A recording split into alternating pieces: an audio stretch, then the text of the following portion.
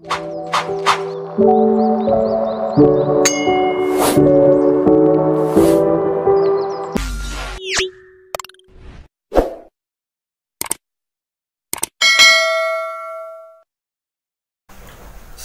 warahmatullahi wabarakatuh, teman-teman.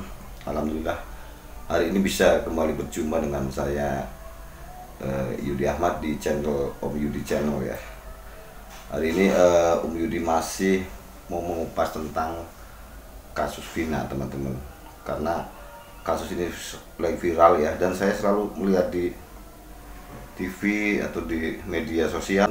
Jujur terlihat di nurani saya tetap meyakini Peggy tidak bersalah.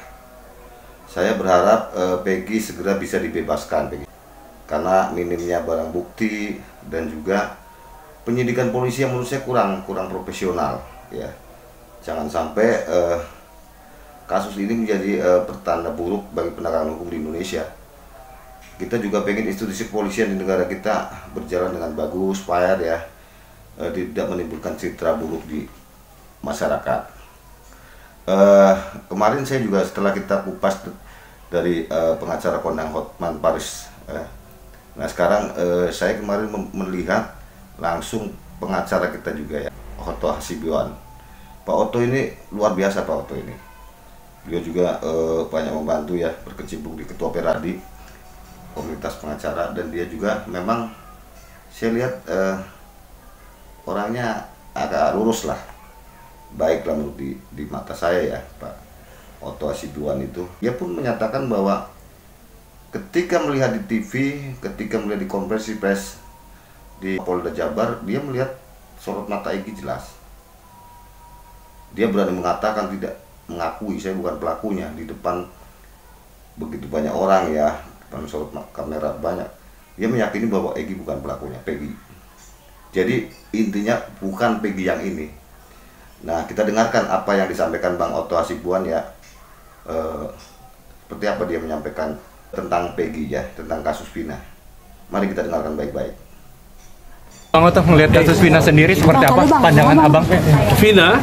Vina Bang. Aduh, ini mau Kasus Vina sebenarnya saya tidak ingin berkomentar banyak karena ini sudah banyak orang yang menanganinya. Saya justru sibuk sekarang ini memberikan perhatian kepada kita sedang siapkan PK untuk Jessica Wongso. Tetapi memang kenapa saya harus berkomentar sekarang ini mengenai Vina adalah karena ada seorang kuasa hukumnya terdakwa dalam perkaranya Vina itu, namanya Ibu Titin yang di Cirebon. Dia mewakili seorang kliennya, kalau saya tidak keliru ya, namanya Sudirman kalau salah dia. Nah, dia mengirim surat mohon perlindungan hukum kepada Peradi. Saya sebagai ketua Peradi minta perlindungan hukum. Nah, intinya dia merasa bahwa kliennya ini ditekan-tekan untuk mencabut kuasa dari Titin ini. Itu intinya. Iya, memang ini adalah suatu suatu proses hukum yang betul-betul memang harus diperhatikan ya. Karena bukan kali ini saja. Di kasusnya Jessica Wongso juga udah terjadi hal-hal seperti ini. Nah, sekarang terjadi lagi di kasusnya Vina gitu kan. Banyaknya dan maraknya pemberitaan di mana katanya juga yang ditangkap katanya siapa namanya Peggy ya. Peggy juga tidak mengaku bersalah dan sebagainya. Nah, kita terus terang aja sebagai organisasi terbesar di Indonesia memang akan memberikan perlindungan hukum kepada semua anggota kita kalau dia mendapat tekanan apapun gitu. Jadi coba bayangkan dalam kasus sebesar ini, kalaulah betul Titin kuasa hukumnya itu ya kliennya dia diganggu-ganggu, disuruh mencabut-cabut kuasa, kalau itu betul, ini kita prihatin dan kita akan laporkan ini kepada Kapolri kalau sampai itu benar. Bang Otto melihat bola semakin liar dan banyak kesaksian yang mungkin mana nih versi yang benarnya? Ya, sebenarnya di sini lah kita minta sebenarnya pihak polisian, Kapolri sudah waktunya memperbaiki hal ini. Ya, kalau yang dilaporkan selama ini benar bahwa ada kesalahan penanganan perkara, maka sebenarnya tidak hanya Kapolri yang menjadi sasaran kita, yang menjadi perhatian kita. Pengadilan pun ini menjadi pertanyaan, ya kan? Meskipun ada kesalahan di pihak kepolisian, tapi pengadilan kan nggak boleh salah, gitu. Nah, oleh karena itu, karena melihat kasus ini ada Vina, ada Jika Wongso, saya minta Ketua Mahkamah Agung harus turun tangan untuk menjaga, memberikan perlindungan, penguatan kepada hakim-hakimnya nanti. Jangan lagi sampai hakimnya ini berbuat salah lagi. Kalau polisi boleh salah, tapi hakim nggak boleh salah. Gitu. Itu loh, itu poinnya gitu. Jadi, apakah betul polisi salah? Mari kita lihat. Kita juga, saya tidak berani menuduh terlalu prematur kan, mendahului kan. Saya hanya Pak Jokowi Presiden ikut memberikan tanggapan terhadap satu kasus seperti ini yang sudah 8 tahun yang lalu. Ya saya kira kita harus memberikan perhatian kan. Sebenarnya tanpa Presiden bicara pun sebenarnya Polri sudah harus bertindak. Tapi setelah Pak Jokowi menyatakan sikapnya adalah Pak ini supaya diusut, ya mari kita usut. Yang benar kita nyatakan benar, yang salah kita akan salah. Gitu. Nah mudah-mudahan dengan kasus Vina ini kami kan akan juga mengajukan PK terhadap Jessica Wongso. Dan mudah-mudahan kita bukalah semuanya ini. Ya, kalau memang ada salah tangkap, kan ada mekanisme peninjauan kembali. Ya kan? Ada mekanisme peninjauan kembali memang. Jadi selalu kan aturannya begitu. Jadi tidak boleh juga salah tangkap lantas kita tuduh salah tangkap tanpa ada mekanisme hukum. Nah, kalau ada salah tangkap, maka pihak-pihak para pengacaranya atau terdakwa itu bisa menggunakan upaya peninjauan kembali agar dia dibebaskan. Tentunya polisi kan bisa melakukan suatu evaluasi dong terhadap penyidik-penyidiknya kan. Nah, tetapi juga harus dibuktikan kebenaran itu. Nah, itu sebabnya saya katakan polisi kalaupun tidak salah, tapi pengadilan tidak boleh salah. Karena akhirnya kan di pihak kepolisian. Saya hanya melihat di televisi Peggy mengatakan saya tidak bersalah katanya. Nah, kalau dia berani mengatakan dia saya tidak bersalah, ya harus kita usut di mana tidak bersalahnya.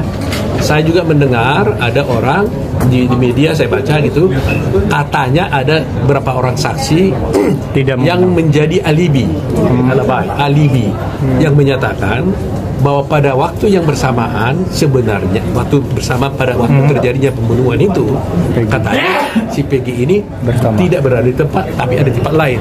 Nah ini kalau alibi dan ini bisa dibuktikan, tidak ada pilihan lain, dia harus dibebaskan. Nah tinggal alibinya itu betul-betul strong nggak gitu loh. Ya kan ini kasus sama dengan pernah saya tangani kasus Joni Sembiring pada tahun 83. Itu alibi. Jadi dituduh dia melakukan pembunuhan di Bogor, ternyata pada waktu bersamaan dia berada di Bandung. Nah ini sama. Ini namanya alibi. Alibi ini kuat sekali. Kalau ini bisa dibuktikan dia berada di satu tempat lain, ya di tempat lain daripada tempat pembunuhan terjadi pada waktu yang bersamaan, saya kira tidak ada alasan dia harus dibebaskan. Tadi pernyataan dari Bang Otto Hasibuan ya sebagai ketua Peradi ya. Saya meyakini siapa yang dikatakan beliau benar ya. Jadi memang perlu juga ada untuk membebaskan Peggy ya. Seperti juga dia menangani kasus kopi sianida ya. Waktu itu saya mengikuti juga ya. Beliau begitu bersemangat, tapi itu tadi kata beliau itu ketika di penyidikan kurang bagus, artinya ya tidak benar. Akhirnya ketika menyampai ke pengadilan pun pengadilannya menjadi salah. Ya mudah-mudahan apa yang diharapkan oleh kita semua untuk membebaskan Peggy Setiawan yang ini ya, Peggy Setiawan bukan pelakunya, semua bisa menjadi kenyataan. Dan saya tetap meyakini Peggy tidak bersalah, teman-teman. Apalagi kemarin juga tim relawan ada yang sampai ke Mabes Polri, ke Barreskrim, supaya masalah ini langsung ditangani oleh Barreskrim Mabes Polri ya. Karena ada kesalahan di tingkat Polres dan Polda Jabar. Kita gelar ulang, rekap perkara ulang, semoga masalah ini jadi terang-benderang seperti apa yang disampaikan Presiden Jokowi, teman-teman. Ya, itulah tadi teman-teman kupasan hari ini ya. Tema kita tentang Peggy Setiawan, bebaskan Peggy Setiawan. Dan semoga bisa segera direalisasi karena saya melihat penderitaan dia di dalam penjara, mungkin juga selalu menangis tiap malam yang saya lihat kemarin dari ibunya ya, Bu Katir menyampaikan. Dan juga saya rasa banyak yang tidak masuk akal, teman-teman. Masa seorang ketua geng kok buru bangunan dan punya motornya cuma kelas mes, tidak masuk akal itu. Bukan juga doa-doa para masyarakat ya, terutama harus diakui kasus ini memang banyak menyita perhatian masyarakat. Banyak yang mendoakan, banyak yang supaya memohon agar segera dibebaskan Peggy Setiawan yang ini. Jelas tidak sesuai dengan ciri-ciri seperti yang di DPO, teman-teman. Ya itu aja teman-teman dari Om Yudi Channel. Karena keprihatinan kita sebagai relawan juga teman-teman, dan mengusik rasa kemanusiaan saya agar segera tuntas kasus ini, tidak menjadi masalah yang berlarut-larut. Peggy Setiawan harus segera ada di luar sel ya, di luar penjara. Jadi udah kehidupan manusia normal, dibersihkan kembali nama baik beliau ya. Jujur saya sangat prihatin sekali teman-teman melihatnya ya. Itu aja. Jangan lupa dukung terus kegiatan saya. Dan ini sebagai bentuk simpati kita ya, yang memiliki rasa empati kita ke Peggy Setiawan. Sebagai sama manusia, kita tentu bisalah melihat dan merasa apa mana yang benar gitu. Jangan lupa like, subscribe, dan komen. Terima kasih. Assalamualaikum warahmatullahi wabarakatuh.